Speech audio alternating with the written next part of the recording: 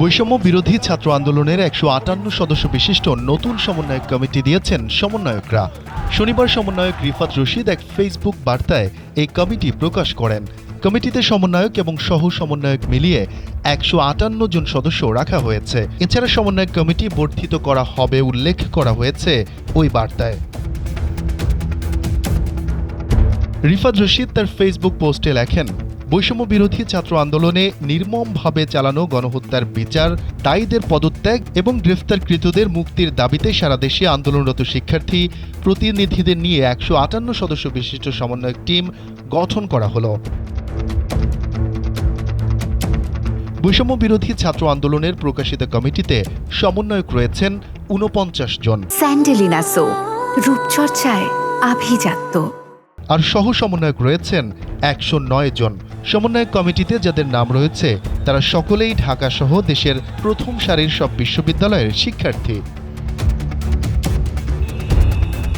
নতুন এই কমিটিতে ১ নং সমন্বয়ক হিসেবে রয়েছেন নাহিদ ইসলাম। এরপর রয়েছেন সার্জিস আলম, হাসনাত আবদুল্লাহ, আসিফ মাহমুদ, মোহাম্মদ মাহিন সরকার ও আব্দুল কাদেরের নাম। এরপর পর্যায়ক্রমে রয়েছে অন্যান্য সমন্বয়কদের নাম। এর আগে বৃহস্পতিবার দেশের প্রতিটি বিশ্ববিদ্যালয়, কলেজ এবং জেলা শহরে সমন্বয়ক কমিটি গঠন করার ঘোষণা দিয়েছিলেন সমন্বয়ক আব্দুল কাদের। সেদিন বেশ কিছু কলেজ এবং জেলা শহরের সমন্বয়ক কমিটি ঘোষণা করেছিলেন তিনি। ফেসবুক পোস্টে তিনি লিখেছিলেন, সাংগঠনিক শক্তি বৃদ্ধির লক্ষ্যে সারা দেশের প্রতিটি বিশ্ববিদ্যালয়ে, কলেজ এবং জেলা শহরে সমন্বয়ক টিম গঠন করার লক্ষ্যে আমরা কাজ করে যাচ্ছি।